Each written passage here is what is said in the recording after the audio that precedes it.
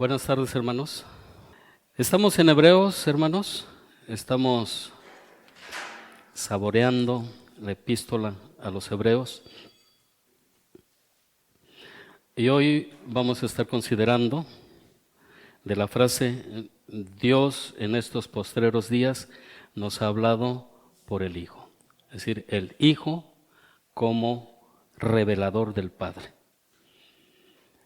Y justamente en el versículo, voy a leer los primeros dos versículos. Dios, habiendo hablado muchas veces y de muchas maneras en otro tiempo a los padres por los profetas, en estos postreros días nos ha hablado por el Hijo, a quien constituyó heredero de todo y por quien asimismo hizo el universo. Entonces vamos a partir de la expresión: Dios en estos postreros días nos ha hablado por el Hijo. Para mí, al considerar el hecho de que Dios habló, y podemos decir que Dios sigue hablando, porque su palabra está presente, porque su palabra va a permanecer, aun cuando el cielo y la tierra se terminen o pasen, como dicen las Escrituras, su palabra no pasará, y Dios sigue hablando. Pero recuerden que estamos en los últimos días, los postreros días, y solemos contar los días de nuestra vida de una manera creciente, ¿verdad? Progresiva, 1, 2, 3 y así. Yo tengo 61 años y no sabemos, y no sé, ni sabemos cuántos años vaya a vivir. Si supiéramos cuántos años vamos a vivir, estaríamos contando de manera decreciente, ¿no? ¿Cuántos años nos faltaría a cada uno? No lo consideramos así. Imagínense que solamente vaya a vivir 62 años. ¿Cuánto tiempo me falta? Meses. Entonces, cuando lo consideramos así, es cuando debemos estar atentos a la palabra de Dios. Debemos estar atentos a lo que el Señor nos ha llamado. Hay algunos que son jóvenes y piensan que van a vivir mucho, pero no sabemos cuánto. Entonces, para mí fue así como abrumador, y no sé si existe esa palabra, pero anonadante. Fue impactante el hecho de que Dios haya hablado, porque no ha dejado a la humanidad en su ignorancia sobre su existencia. No dejó a la humanidad en una oscuridad moral, sino al contrario, su gracia se deja notar en cada expresión de las Escrituras, y en esta carta, en esta epístola, se deja notar en cada una de esas expresiones de los primeros versículos. Dios, cuando habla, revela su ser, revela su existencia, revela su poder, revela su divinidad, su carácter y su voluntad para el bien de su creación, pero también para el bien de sus hijos, para el bien de la humanidad. Entonces, cuando Dios habla, como hemos ya visto, lo hace de una manera reiterada, una y otra vez, constante. Pero fue una revelación, y fue una revelación de todas sus verdades, pero esta revelación fue progresiva. Revelación tras revelación, usando los instrumentos que Él quiso, Dios se dio a conocer paulatinamente. Y podríamos decir que se dio a conocer en gradación una y otra vez a través de los medios que Él eligió, hasta la culminación en la persona del Hijo. Y en esta carta y en estos pocos versículos, 2 versículos, contrasta los otros tiempos, las muchas veces y a través de muchos medios y muchas formas, con los postreros días, los últimos días, a través de una forma y un único medio, el Hijo. Una sola vez y definitiva en estos postreros días. Y este contraste es para indicarnos esa progresión o gradación de la revelación hasta su culminación total y plenaria en el Hijo. Entonces indica que el Hijo es la totalidad, armoniosa, la plenitud y el fin de la revelación de Dios. Así que nadie puede venir y decirles que ha recibido una nueva revelación de Dios. Todo esto en el Hijo. Y lo menciona así, el Hijo. Pero podríamos preguntarnos, ¿quién es el Hijo? ¿A quién nos refiere este versículo? Y es lo que vamos a estar abordando en este mensaje el día de hoy. Y seguido al contraste que establece y la mención del Hijo, va a mencionar 7 hechos acerca del Hijo. Es decir, nos va a presentar al Hijo. No solamente dice que el Hijo, pero nos va a decir quién es ese Hijo. Y es algo asombroso. Alguien va a decir, pues ya me puedo dormir porque ya sé que el Hijo es Cristo Jesús, ¿no? El Salvador del mundo y lo que quieras. Pero acompáñenme, vamos a descubrir juntos aquí en las Escrituras lo que dice del Hijo. Y lo que va a decir estos 7 hechos acerca de Él van a mostrar su grandeza o van a exponer la razón por qué la revelación dada por medio de Él es la revelación más grande que Dios pudo haber dado. Vamos a orar. Bendito Señor, te damos gracias porque tú eres bueno, eres grande. Y rogamos, Señor, que nos ilumines, rogamos, Señor, que tu mano, Señor, nos guíe y nos sostenga. Y que ahora tu palabra, Señor, haya cabida en nuestros corazones. Y también al hallar cabida, se manifieste en una transformación personal para una vida de temor y de santidad, Dios. Te lo ruego. En el nombre de Jesucristo. Amén. Entonces, en primer lugar, en la primera expresión en el versículo 2, la parte B. Bueno, voy a leer todo el versículo hasta la parte B. En estos postreros días nos ha hablado por el Hijo, a quien constituyó heredero de todo.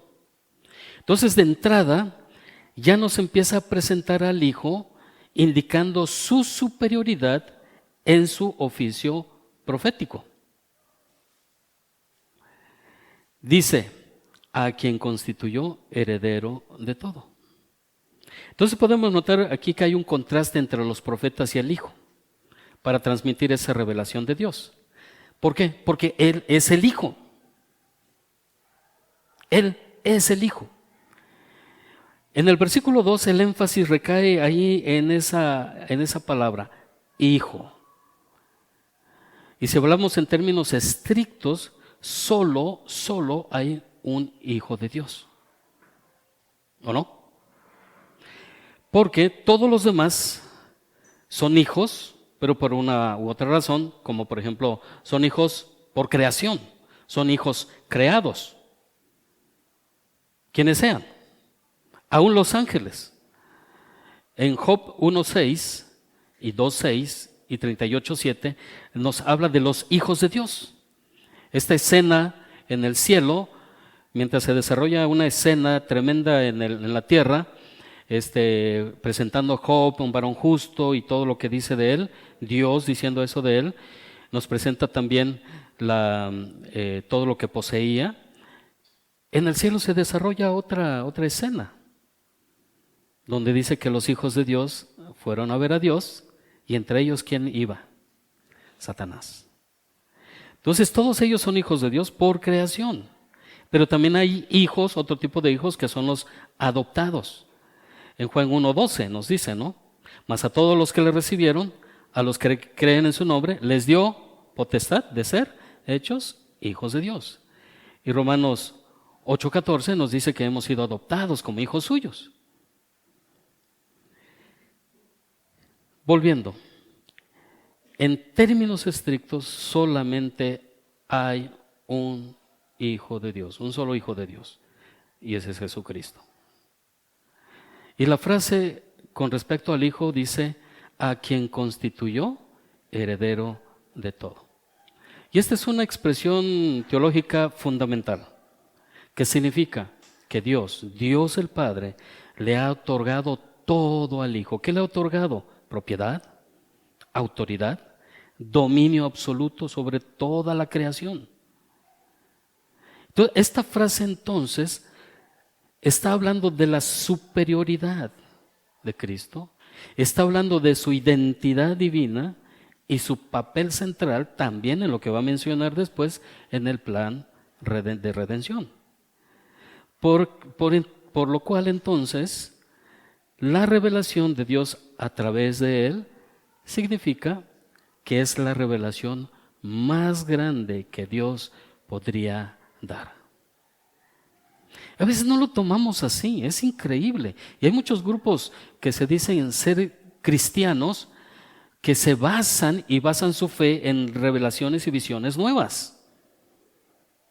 ¿A través de quiénes? A través de ángeles. No sería la primera vez. Y no sucede, déjenme decirles. Porque ya Dios ha hablado por medio de ángeles. Pero es el Hijo. Es a través del Hijo. Entonces, esta revelación de Dios en el Hijo es la revelación más grande que Dios podría dar. Esta expresión entonces revela la excelencia del Hijo de Dios. Sí, su excelencia, pero también su superioridad. Esta expresión, a quien constituyó heredero de todo, hace alusión directa al Salmo 2.8. Creo que sí. A ver si no me equivoqué con el texto.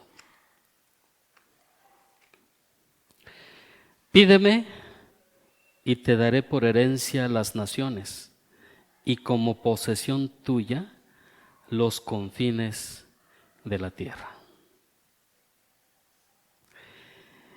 Entonces el autor está aplicando esta declaración del Salmo y no es un invento mío que trato de forzar, sino que también en el versículo 5 el escritor menciona justamente ese Salmo. Chequen en el versículo 5 de Hebreos, regresamos corriendo para allá.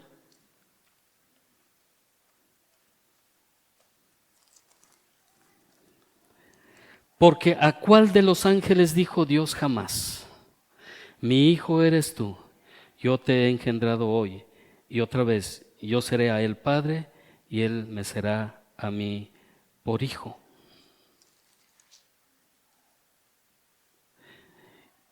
Y así. Es una alusión a esto. Entonces no cabe duda, porque el mismo escritor de la epístola de Hebreos lo menciona.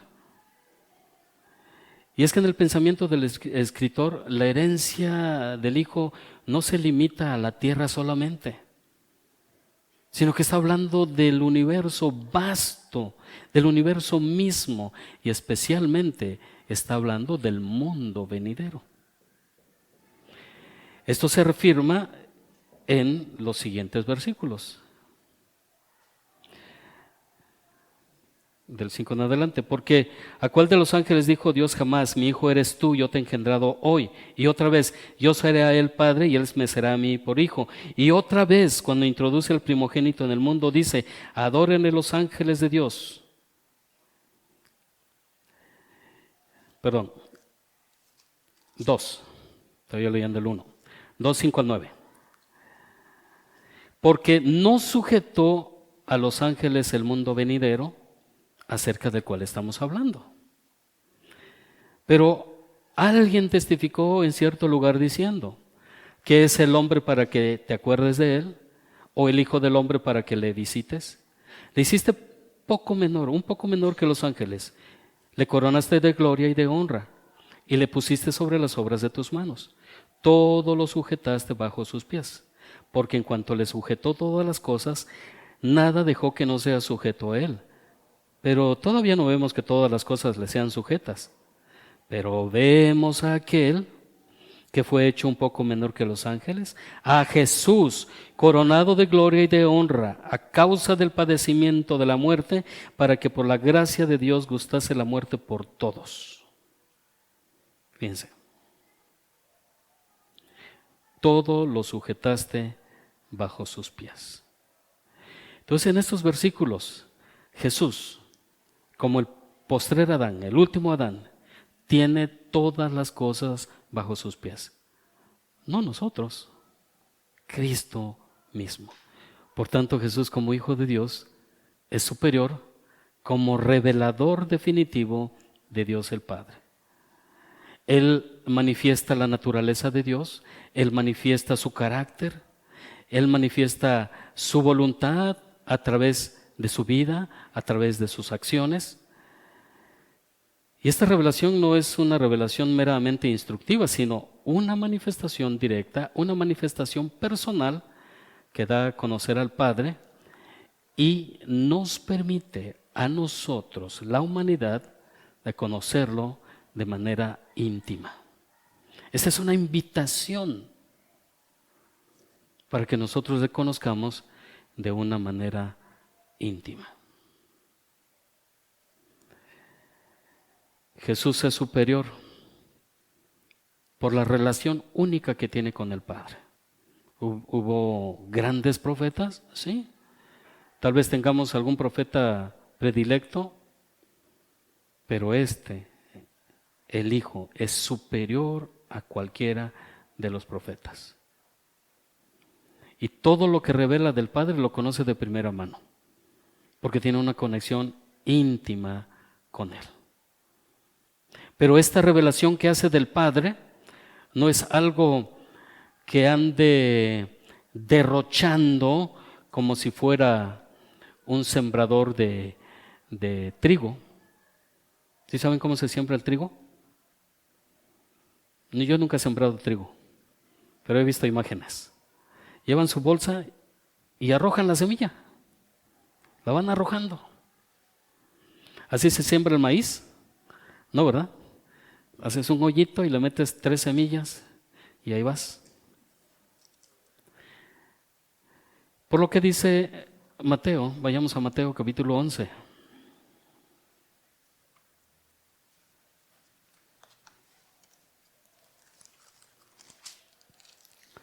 Mateo 11, 27. Todas las cosas, fíjate, otra vez se reitera esto mismo.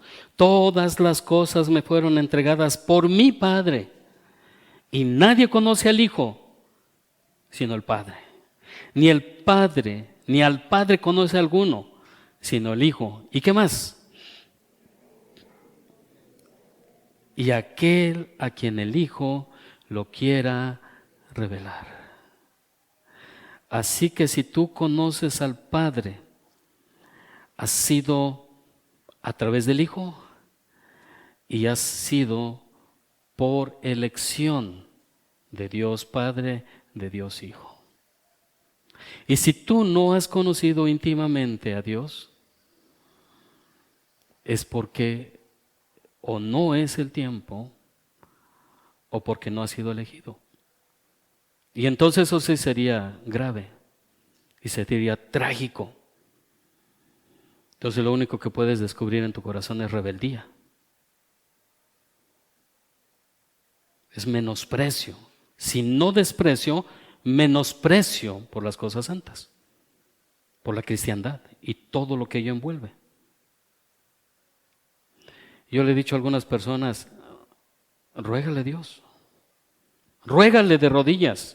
Clama a Dios diciéndole, Señor, es que sálvame, perdóname, quiero conocerme, quiero ser tu hijo. Ten misericordia de mí. Esas serían las palabras más adecuadas. Y vale la pena rogar hasta el fin de tus días, de esa forma. Que Dios tenga misericordia. Lo segundo, nos indica que Él es esencialmente igual a Dios. ¿Cómo?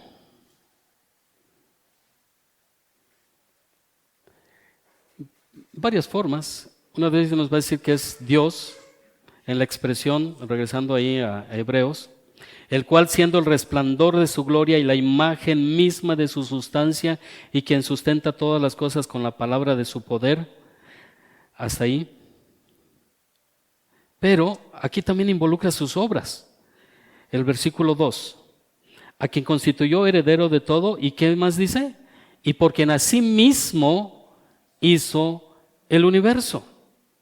Y la palabra griega traducida aquí, universo, es aionas, que de principio significa edades, eras.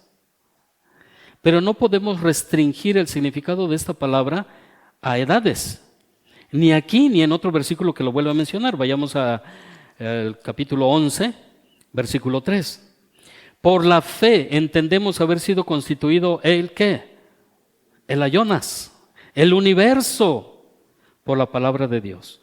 De modo que lo que se ve fue hecho de lo que no se veía.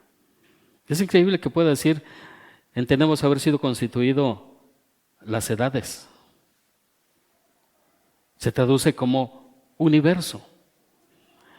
Y es en esos versículos que aparece ese término. Y también aparece en un contexto similar. Entonces aquí lo que se quiere significar es que todo el universo creado en el espacio y tiempo, y la afirmación de Dios es que Él hizo el universo. La afirmación es que Dios hizo el universo y Él quiso que fuera por medio de su Hijo. Y esto está de acuerdo con varias otras afirmaciones de otros escritores en el Nuevo Testamento, como hemos visto en otra ocasión. Podemos ir a Juan, capítulo 1, versículo 3. Voy a leer desde el 1. En el principio era el Verbo, y el Verbo era con Dios, y el Verbo era Dios. Este era en el principio con Dios. Todas las cosas por Él fueron hechas, y sin Él nada de lo que ha sido hecho fue hecho. Y el apóstol Pablo en Colosenses 1:16 lo reitera. Porque en Él fueron creadas todas las cosas, las que hay en los cielos y las que hay en la tierra, visibles e invisibles, sean tronos, sean dominios, sean principados, sean potestades, todo fue creado por medio de Él y para Él. Entonces, según la teología cristiana, Jesucristo, el Hijo, es considerado creador junto con el Padre. Y que el Hijo es el agente activo, porque en todas las cosas fueron hechas, tanto las cosas visibles como las cosas invisibles. Esos pasajes bíblicos, Juan 1:3 y Colosenses 1:16 y 17 también, si quisiéramos leer, señalan que el universo fue creado por medio de Él y fue creado para Él. Y aquí destaca su papel en la existencia de todo lo que nosotros podemos ver o no ver. Todo orden en el cosmos fue creado por medio de Jesucristo. Y es lo que conocemos en la teología cristiana, que Jesucristo, el Hijo, es el agente creador con el Padre y es coeterno con el Padre, como nos dice también Juan 1:1. Según estas escrituras, todas las cosas fueron creadas por medio de Él y para Él. Entonces significa que toda la creación proviene de la acción divina y no de una evolución impersonal e incierta. Y esta es la gran noticia, ¿no? Tú no provienes del mono, ¿o sí? En mi tiempo entonaban los jóvenes del CEI un coro, decían ellos, que decían, yo no vengo del mono, yo vengo de Dios. Y la palabra de Dios echa por tierra esa teoría. Todas las cosas fueron creadas por medio de Él y para Él. Existe el universo por la acción divina. Y al Hijo se le denomina el Verbo o Logos. Y es el que da sentido, el que da orden y propósito a toda la creación. Y como creador hay algunos aspectos claves como del Hijo como creador. Él es el agente de la creación, como hemos visto. Es el que, y cuando mencionamos agente, nos estamos refiriendo literalmente a agente, es el que actúa, el que produce efecto o la fuerza para efectuar lo que se manda a existir. Juan 1:3 afirma entonces que todas las cosas fueron hechas por Él.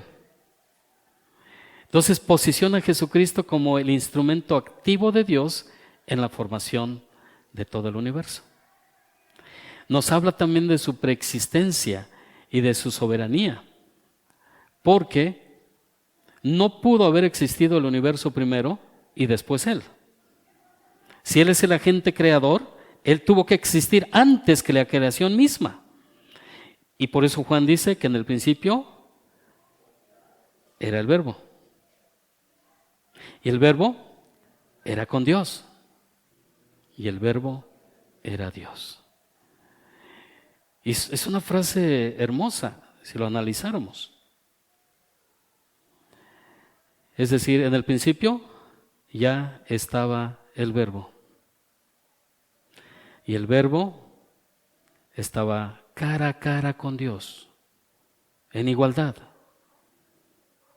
Y el Verbo era Dios mismo. En Colosenses 1:15 nos dice que Él es el primogénito de la creación. Y aquí es donde los grupos contrarios al cristianismo, y son contrarios a las Escrituras, dicen, aquí dice que Él es el primogénito, es el primero creado. Y eso no es lo que trata de dar a entender. Y ahí hubo un debate muy grande por esta expresión. Más bien este título está denotando la supremacía, no solamente la supremacía de Cristo, sino también su posesión sobre todo lo creado. Él no fue creado primero. Él ya existía y Él creó el universo. Pero también Él es el ordenador, el logos ordenador. Jesús como el Verbo transforma el caos del cosmos en un universo ordenado. Le provee coherencia, le provee sentido a la existencia. Ahora nos podemos imaginar, le da coherencia al universo, al cosmos. Nos empezamos a imaginar el orden que existe en el universo, en todo lo creado, pero también le da sentido a la existencia. Todos aquellos que no conocen a Cristo no tienen sentido su existencia. Viven día tras día buscando el sustento para comer y poder, como dicen, sobrevivir. Nada más. No tienen sentido su vida. Y si se dan tiempo para reflexionar en estas verdades, caen en una desesperación. Pero los hijos de Dios, si sabemos, y nuestra existencia tiene un sentido y tiene un propósito, que es la gloria de Dios. Otra cosa que resalta de Jesucristo es que es fuente de vida. Porque Él se describe no solamente como creador, sino como la fuente de la vida misma y que sostiene todo el universo. Vayamos otra vez a Juan, capítulo 1. En el principio era el Verbo, y el Verbo era con Dios, y el Verbo era Dios. Este era en el principio con Dios. Todas las cosas por Él fueron hechas, y sin Él nada de lo que ha sido hecho fue hecho. ¿Qué más dice? En Él estaba la vida, y la vida era la luz de los hombres. Sin la existencia del Hijo no habría vida. Ni vida física, porque no existiría el universo, y mucho menos vida espiritual, por lo que después va a mencionar que hizo. Pero también nos dice más adelante que Él es sustentador de todo. Regresando a Hebreos, nos dice, y voy a brincarme el orden que tiene el versículo 3, y quien sustenta la parte B o C, como lo quieran ver, y quien sustenta todas las cosas con la palabra de su poder. Dice, como sustentador de todo. Es decir, Él es todo soberano, todo poderoso. ¿Cómo lo sustenta? Con la palabra de su poder. Y esto me llama mucho la atención porque ¿cómo fue creado el universo? Por la palabra de Dios. ¿Cómo es sustentado el universo? Por la palabra de Dios. ¿Y cómo te sustentas tú en la vida cristiana? ¿Cómo debe ser? Por la palabra de Dios. Entonces algunos no vivimos, algunos sobrevivimos en la vida cristiana, porque la palabra de Dios es lo último que consideramos. Aquí nos está hablando hablando de que Él mantiene todas las cosas y que Él es soberano, porque Él no solo creó el universo, el mundo, sino que por su poder todas las cosas subsisten y Él gobierna sobre ellas. Y tanto es así que en el Salmo 104, si van ahí en el Salmo 104, es un pasaje que es un salmo que me gustó mucho cuando lo leí, y especialmente cuando menciona acerca del poder de Dios sobre toda su creación.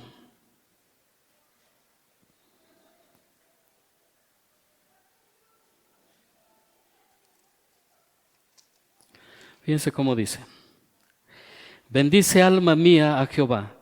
Jehová Dios mío, mucho te has engrandecido. Te has vestido de gloria y de magnificencia. El que se cubre de luz como de vestidura, que extiende los cielos como una cortina, que establece sus aposentos entre las aguas, el que pone las nubes por su carroza, el que anda sobre las alas del viento, el que hace a los vientos sus mensajeros y a las flamas de fuego sus ministros. Él fundó la tierra sobre sus cimientos, no será jamás removida. Con el abismo como con vestido la cubriste, sobre los montes estaban las aguas. A tu reprensión huyeron, y al sonido de tu estruendo se apresuraron. Subieron los montes, descendieron los valles, al lugar que tú les fundaste. Les pusiste término el cual no pasarán, no volverán a cubrir la tierra. Tú eres el que envía las fuentes por los arroyos, van por los montes, dan de beber a todas las bestias. Hasta aquí estaba hablando de la creación, pero fíjense cómo habla del sustento también. Dan de beber a todas las bestias del campo, mitigan su sed los asnos monteses, a sus orillas habitan las aves de los cielos, cantan entre las ramas. Él riega los montes de sus aposentos, del fruto de sus obras se sacia la tierra. Él hace producir el heno para las bestias y la hierba para el servicio del hombre, sacando el pan de la tierra y el vino que alegra el corazón del hombre, el aceite que hace brillar el rostro y el pan que sustenta la vida del hombre. Se llenan de savia los árboles de Jehová, los cedros del Líbano que él plantó. Allí anidan las aves, en las hayas hace su casa la cigüeña, los montes altos para las cabras monteses, las peñas madrigueras para los conejos. Hizo la luna para los tiempos, el sol conoce su ocaso, pone las tinieblas y es la noche, y en ella corretean todas las bestias de la selva. Los leoncillos rugen tras la presa y para buscar de Dios su comida. Sale el sol, se recogen y se echan en sus cuevas. Sale el hombre a su labor y a su labranza hasta la tarde. Cuán innumerables son tus obras, oh Jehová, hiciste todas ellas con sabiduría. La tierra está llena de tus beneficios. He allí el grande y anchuroso mar, en donde se mueven seres innumerables, seres pequeños y grandes. Allí andan las naves. Allí está el leviatán que hiciste para que jugase con él. Todos ellos esperan en ti para que les des su comida a su tiempo. ¿Les das? Recogen. Abres tu mano, se sacian de bien. Escondes tu rostro, ¿qué pasa? Se turban. Les quitas el hálito, dejan de ser y vuelven al polvo. Y esto hace con toda la creación. ¿Esto puede ser contigo mismo y lo hace con nosotros? Si Dios escondiera su rostro y dejara de sustentar el universo, ¿qué creen que pasaría? Se colapsa todo. Sin Él nuestra vida se colapsa, se vuelve un caos. Él es el sustentador del universo. Entonces, Él es presentado bíblicamente como el sustentador, quien sostiene el universo y todas las cosas con la palabra de su poder. Y más allá de la creación, Jesús mantiene activamente la vida, como hemos visto, el orden y la provisión. Entonces se describe como el agente que mantiene unidas todas las cosas. Él es el sustentador cósmico. Mantiene el orden y la existencia del universo. No hay un colapso, no hay un caos en el universo. Porque Él no solamente es creador, sino también sustentador de la creación, sustentador de la vida. Te provee alimento. Es que yo trabajo. Qué fácil es para Dios no permitirte tener empleo. Qué fácil es para Dios quitarte la vida. ¿Qué necesita? Prácticamente nada. Él tiene todo poder. Tu cuidado, tu protección. Él permite que toda la creación subsista. Y además Él también es el sustentador de la fe.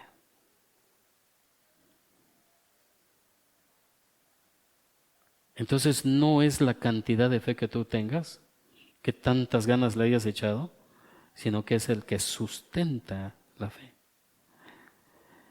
Porque la fe descansa en su poderosa palabra y su obra de redención. Entonces esto nos permite vivir seguros, nos permite vivir libres del pecado. Y Él es el sustentador personal. Él es el que te ofrece refugio en los tiempos difíciles. Él es el que te invita a entregarle todas tus cargas. Hay muchos de nosotros que seguimos cargando el peso de nuestros pecados porque no le creemos que Él perdona nuestras iniquidades, que es el que perdona todos nuestros pecados, y que es el que nos limpia de esos pecados. Y seguimos cargándolos. Él te invita a que le entregues tus cargas, porque Él es el sustentador. Como redentor, su papel de sustentador está ligado con la reconciliación y con la gracia.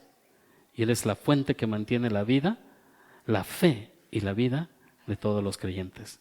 No es tu fuerza, no es tu valor, es Él que está sustentando tu fe.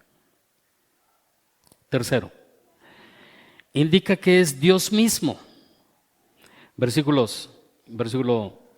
3. El cual siendo el resplandor de su gloria. Y lo primero que dice, y para resplandor aquí se usa la palabra griega apaugasma, que es reflejo, significa reflejo en sabiduría en esta epístola. Entonces significa que Él irradia la luz, la fuente de la luz.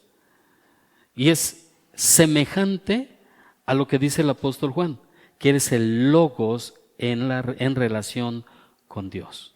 En Juan 1:1 hasta el 8. Así como la luz del sol viene a la tierra, así el Hijo de Dios, la luz gloriosa de Dios brilla. Y es muy, vamos allá Juan, porque es muy hermoso lo que dice, y es que igual es esa luz que brilla en los corazones de los hombres. En el principio era el Verbo, y el Verbo era con Dios, y el Verbo era Dios. Este era en el principio con Dios. Todas las cosas por Él fueron hechas, y sin Él nada de lo que ha sido hecho fue hecho. En Él estaba la vida, y la vida era la luz de los hombres. La luz en las tinieblas resplandece, y las tinieblas no prevalecieron contra ella. Hubo un hombre enviado de Dios, el cual se llamaba Juan. Este vino por testimonio, para que diese testimonio de la luz, a fin de que todos creyesen por Él. No era Él la luz, sino para que diese testimonio de la luz. Y aquella luz verdadera que alumbra a todo hombre venía a este mundo. Y es esa luz en 2 de Corintios 4:6.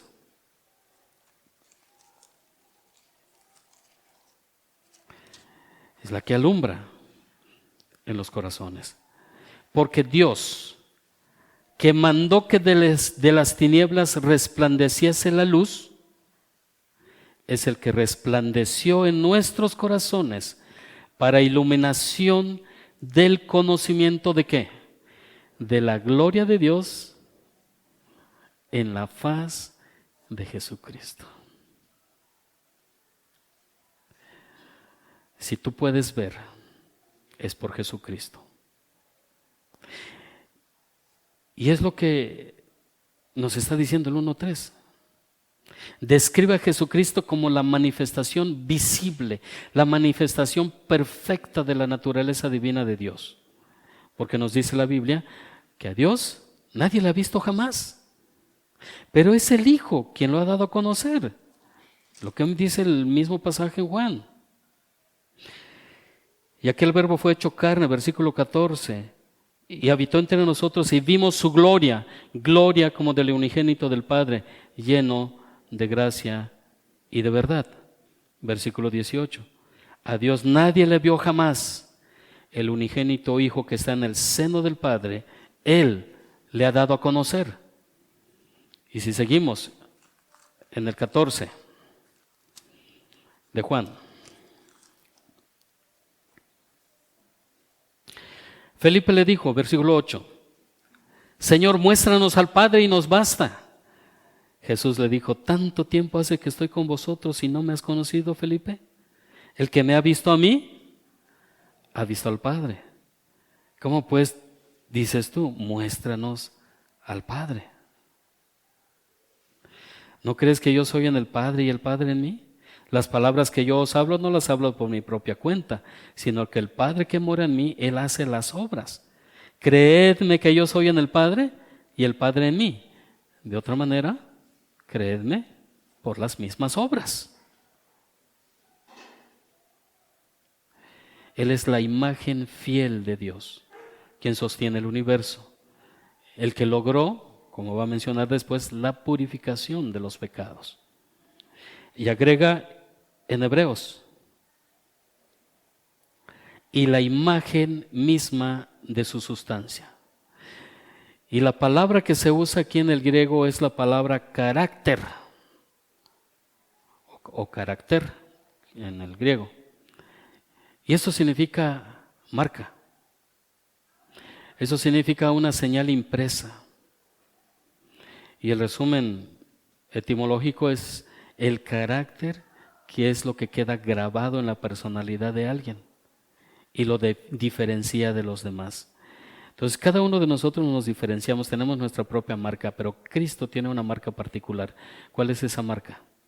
¿Cuál es ese carácter? El carácter de Dios, la marca de Dios mismo. Entonces, está diciendo que Jesucristo es la impresión del ser de Dios. Estamos acostumbrados a ver sellos, seguramente, y que ese sello corresponde justamente al patrón de donde proviene. Y hay un problema en mí porque nosotros somos personas muy lógicas. Entonces, cuando me dicen que es, o como escuchaba yo en la clase en el CI, que es la impronta de Dios, es como un sello. E inmediatamente mi mente pensaba en dos cosas diferentes, la marca y el sello mismo. Entonces yo decía, son dos cosas, porque somos lógicos. Pero lo que aquí está tratando de decir que es exactamente igual a Dios el Padre. Y aquí se usa esta palabra carácter y no eikon, que también se usa para la imagen de Dios. Eso lo podemos encontrar en 1 Corintios 4:4 y Colosenses 1:15. Sino que usa esa palabra carácter, que es la misma imagen de Dios, el mismo carácter de Dios. es decir, la misma sustancia o hipóstasis de Dios. Está en Cristo. Esa es su impresión, su representación, la representación corpórea de Dios está en Cristo y es una representación exacta. A Dios no lo podemos ver, no podemos ver su carácter excepto por sus obras, y envía al Hijo para revelar al Padre su carácter, su ser. Ahora no estoy hablando de que el cuerpo humano que tomó Cristo es justamente como Dios se parece, ¿no? Porque Dios es espíritu.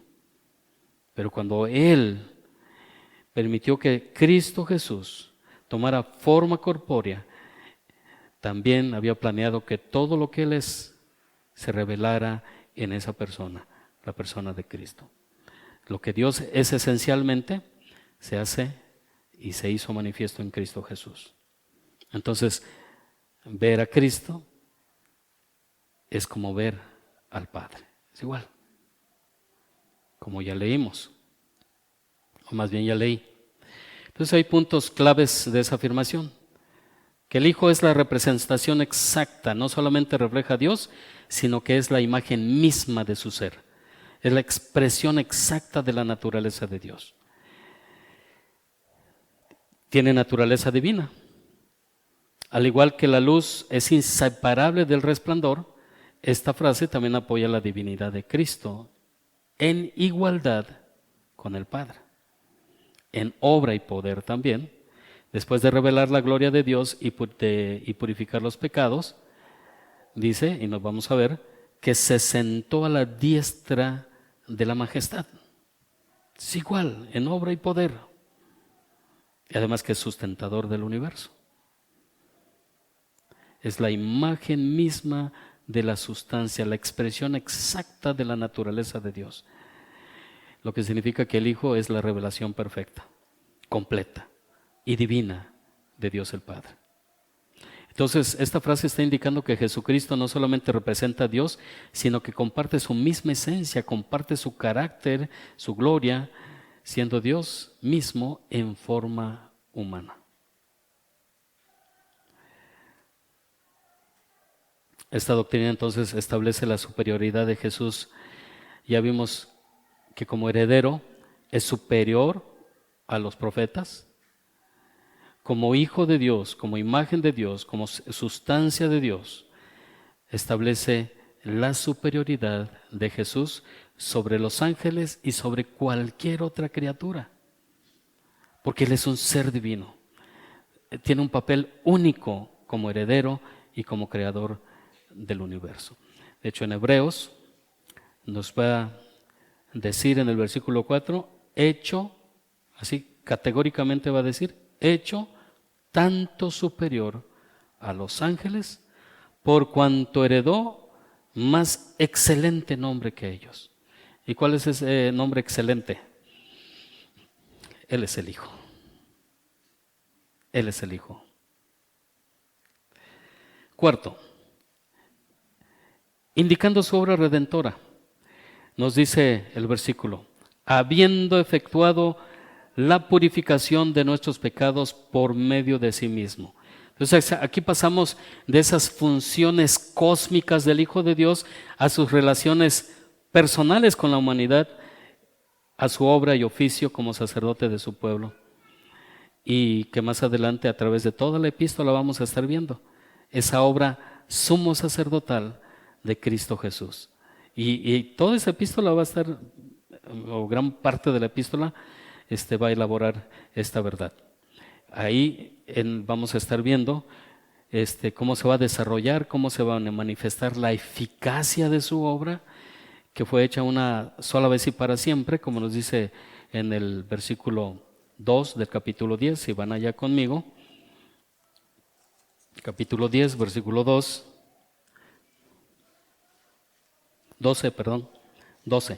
Pero Cristo, habiendo ofrecido una vez para siempre un solo sacrificio por los pecados, ¿qué hizo? Se sentó a la diestra de Dios. Exactamente lo mismo que el versículo 3. Habiendo efectuado la purificación de nuestros pecados por medio de sí mismo, se sentó a la diestra de la majestad en las alturas. Y el énfasis que vemos aquí es justamente en la consecución o el logro efectivo de la purificación de los pecados, que nadie había podido hacer. Como vamos a ver después en el capítulo 10, que Dios estableció los sacrificios y que los hacían una y otra vez, pero no fueron suficientes. Ese sacrificio de toros y machos cabríos no podía quitar los pecados, pero Cristo ofreció un solo sacrificio. Y el texto dice, fíjense, no dice intentó purificar nuestros pecados, sino que habiendo efectuado la purificación de nuestros pecados. Cristo lo logró. Tienes que creer. Si eres hijo de Dios, tienes que creer que Él ha hecho provisión por tus pecados, aún los peores pecados. Hay un camino que seguir. Si confesamos nuestros pecados, Él es fiel y justo para perdonar nuestros pecados y limpiarnos de toda maldad. Pero tienes que creerlo. David lo creyó, ¿verdad? Anticipadamente, antes de Cristo, él lo creyó. Él confesó su pecado. ¿Y qué le dijo el profeta Natán? Que Dios ya había remitido sus pecados. Y luego se postró en tierra y oró y lloró y se vistió de luto y todo, pero rogando por su hijo, que estaba amenazado de muerte por Dios mismo. Pero Dios cumplió su propósito. El hijo murió. Entonces él dice, pues ya, se levantó, se lavó, es decir, se bañó, seguramente se cambió de ropa, comió y todos se quedaron, ¿qué le pasa, no? Cuando el hijo estaba enfermo, ahí estaba tirado, y ahorita que está muerto, debería tener mayor dolor. Y él dijo, no, pues es que ya no puedo hacer más por él. Él ya no va a venir, pero yo sí voy a ir. Fíjense la fe de él, yo sí voy a ir a él. Le creyó a Dios. Entonces, el énfasis aquí es que Cristo Jesús real y efectivamente logró la purificación de los pecados y cumplió el propósito por el cual vino a este mundo. Perdón, pero es fabuloso ver esto, ¿no? Juan, otra vez a Juan 1, 9 al 13. Aquella luz verdadera que alumbra a todo hombre venía a este mundo. En el mundo estaba y el mundo por él fue hecho, pero el mundo no le conoció. A lo suyo vino y los suyos no le recibieron. ¿Pero qué? Mas a todos los que le recibieron, a los que creen en su nombre, les dio potestad de ser hechos hijos de Dios, los cuales no son engendrados de sangre, ni de voluntad de carne, ni de voluntad de varón, sino de Dios.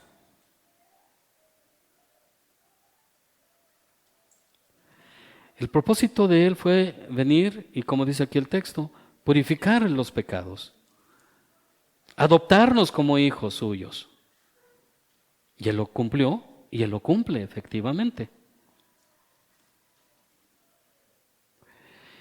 Esta frase, el Hijo efectuó la purificación de nuestros pecados, de ahí de Hebreos, significa que Jesús, a través de su sacrificio en la cruz, eliminó la culpa y la mancha del pecado de una vez por todas.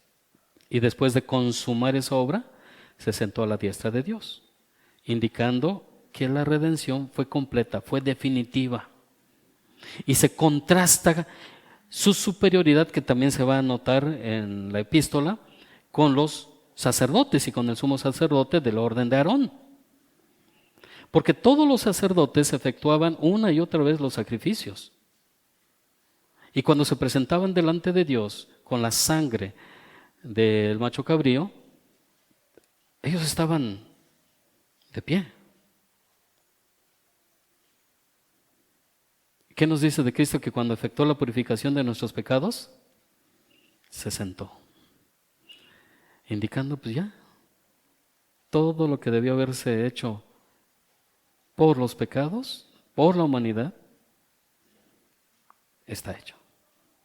Y en la cruz del Calvario dijo, tetelestai, consumado es. Ya no hay nada más que se deba hacer por los pecados. Es una obra consumada, a diferencia de los sacrificios del Antiguo Testamento, que tenían que repetirse una vez, otra y otra vez.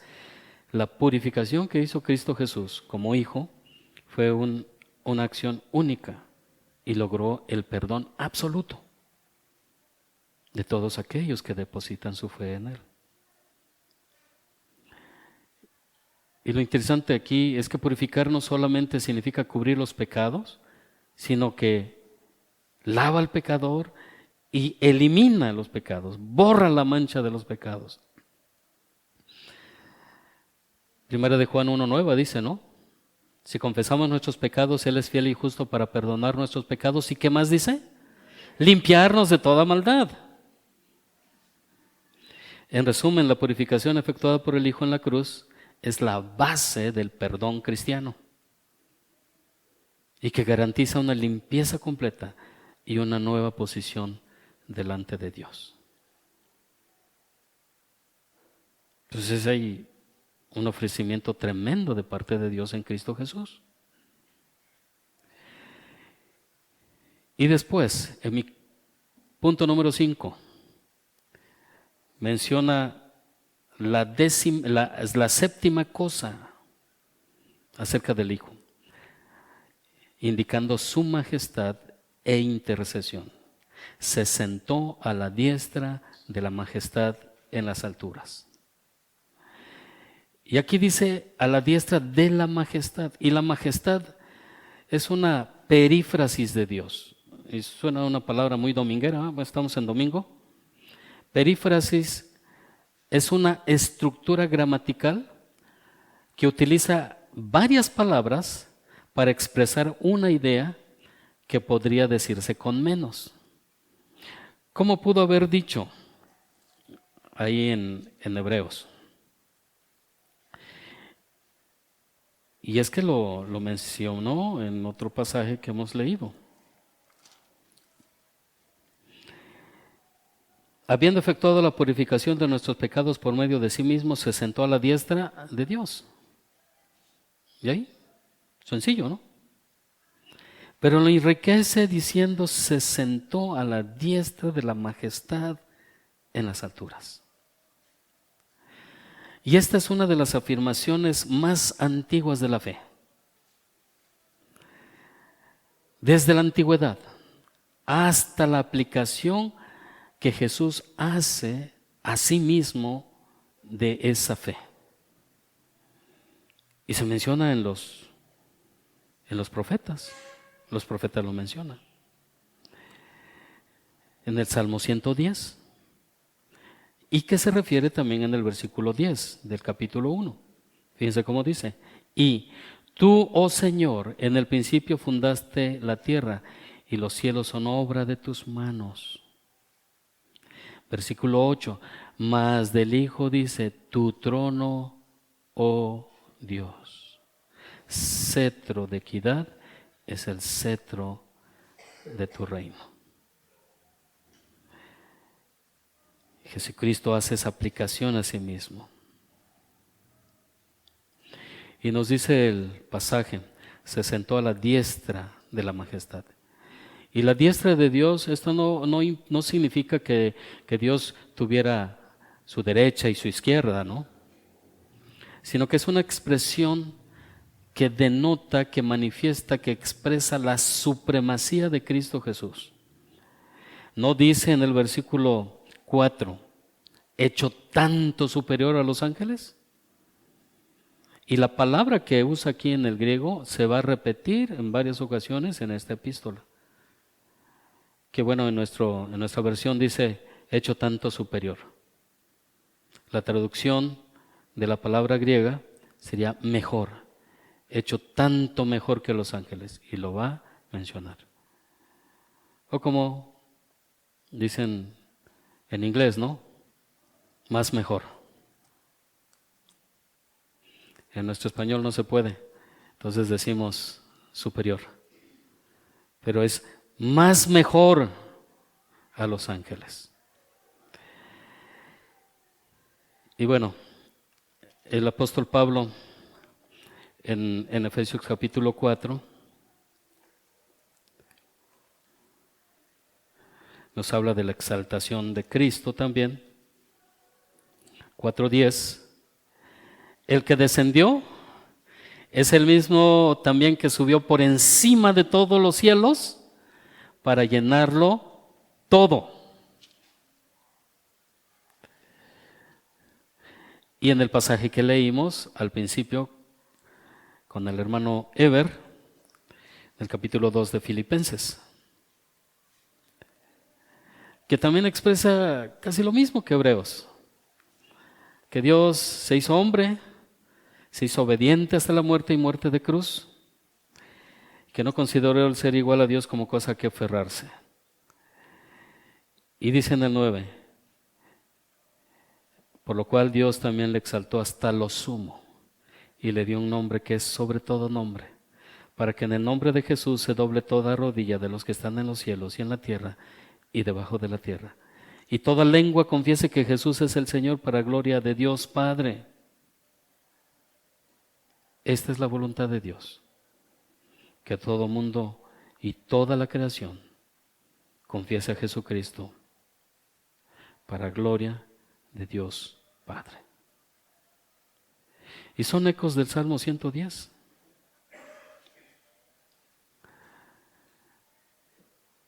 Y son ecos del Salmo 110 que se va a mencionar varias veces aquí en el pasaje de Hebreos. Varios versículos de estos versículos siguientes vienen del Salmo 110. Y esto lo va a desarrollar más adelante también, en el capítulo 10, versículo 11. Y ciertamente todo sacerdote está día tras día ministrando y ofreciendo muchas veces los mismos sacrificios que nunca pueden quitar los pecados, pero Cristo, habiendo ofrecido una vez para siempre un solo sacrificio por los pecados, se ha sentado a la diestra de Dios. Cuando nosotros vayamos al Salmo 110, vamos a notar que ese salmo está dirigido a un príncipe de la casa de David. ¿A quién piensan ustedes que se refiere? A Jesús, descendiente de David. Y hay un detalle que me pareció interesante. Fui a Samuel 7:18 y Dios hace un pacto con David y le promete que de su linaje no iba a faltar quien se sentara en el trono. Y más adelante nos dice que entonces el rey David entró y se sentó delante del Señor. Se sentó delante del Señor. En nuestra versión dice que se presentó ante Dios. Pero en otras versiones, como la Nueva Versión de las Américas, la NBI, NTV, PDT, TLA, todos esos dicen que David entró y se sentó.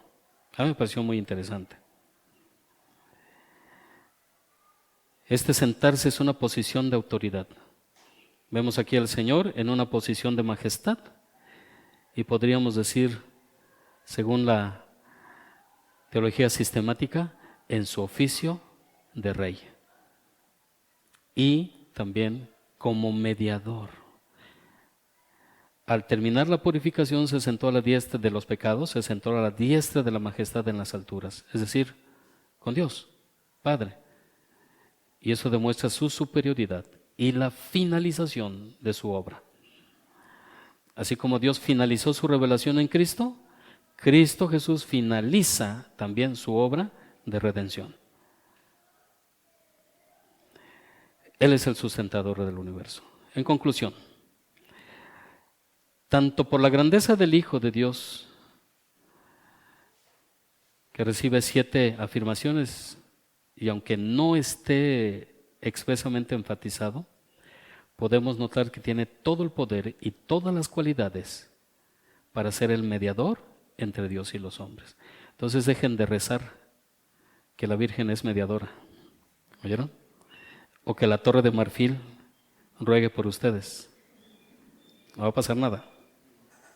Es Cristo. Él es el profeta a través del cual Dios ha hablado su palabra final a los hombres. Él es el creador y el sustentador del universo. Es el sacerdote que ha llevado una obra perfecta de purificación de pecados de su pueblo. Él es el rey que se siente entronizado en el lugar de honor principal al lado de la majestad en las alturas. Es decir, Él es Dios mismo. Es a Él a quien debemos honrar, es a Él a quien debemos adorar, es en Él en que debemos confiar para la eternidad.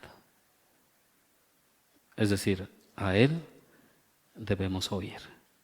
¿Se acuerdan cuando Dios habló con Él en el monte de la transfiguración? Que dijo, este es mi Hijo amado. Ahí fue que dijo, a Él oíd. ¿A quién debes oír? A Él, al Hijo. Oremos. Bendito Dios, gracias te damos por tu palabra.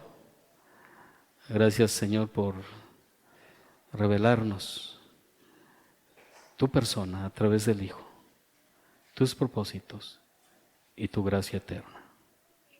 A ti sea la gloria, Padre. Ayúdanos a amar al Hijo, porque es Dios mismo. Te lo rogamos, Dios, y esperamos en ti.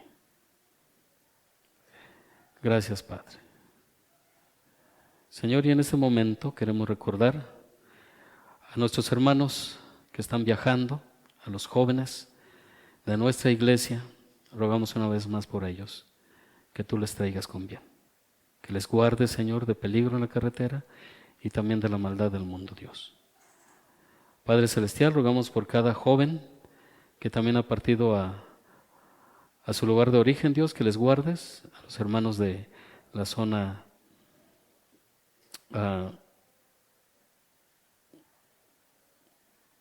de la Cuicateca, Dios, que les guardes porque tienen un viaje muy largo.